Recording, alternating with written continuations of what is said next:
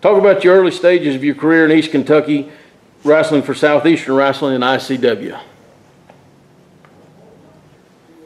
Well, Southeastern Wrestling in the 70s, I'm talking about 76 through probably 79, I've got great memories of wrestling all over East Tennessee, and especially in Kentucky. Harlan, Hazard, Prestonsburg, you name it. I forgot half of the town. And the hard working people spending their hard dollar money coming to the wrestling matches. And I remember the buildings being so full that you barely could make it to the ring. Well, I'm coming back to Hazard, and hopefully I'm going to see a lot of older wrestling fans, probably my age, even younger, but it would bring back some good memories, and you might call it the new sheriff in town. Specific moment or match where you realized you were going to make it as a professional wrestler? It took me quite a while in wrestling, probably 3 to 4, maybe even 5 years, to realize that I was going to make it in the sports. When I wrestled Lutes for 30 minutes to a draw, and I said to myself, boy, you got a chance, because the whole idea was not to get pinned or beat by Tez. And of course, I'll be honest, I hung on for dear life, but I made it. And when the bell rang, I said, I got it.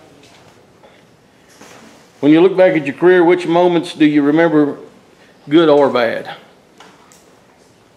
When I looked at my career, I don't really have any bad moments that I can really recall and dwell on and that caused me heartaches or anything.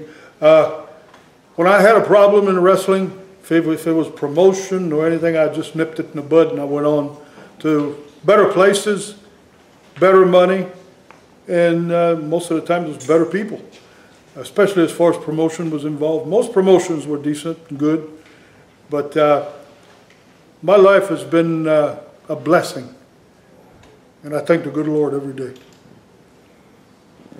What was the best advice you were ever given by a wrestler?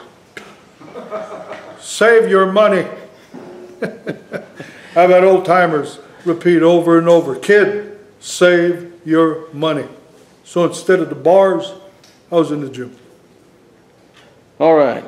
You were a big influence on professional wrestling in East Kentucky. Who was influences on you when you first started? When I first started, there was quite a few of them, but the biggest one probably Buddy Rogers. I remember watching him wrestle, and it was like watching some of the best dancers in the world, or the best acrobats, or the best in any sport.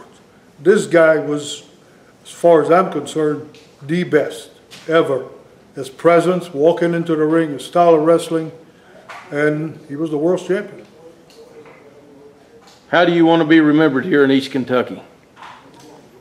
Just as a regular old guy that had a great life, and wrestling fans really paid my way. And my success depends, what I am today, it depends on the wrestling fans of the world. From all over, the whole country. I've been to other countries, but the United States of America is the best in the world.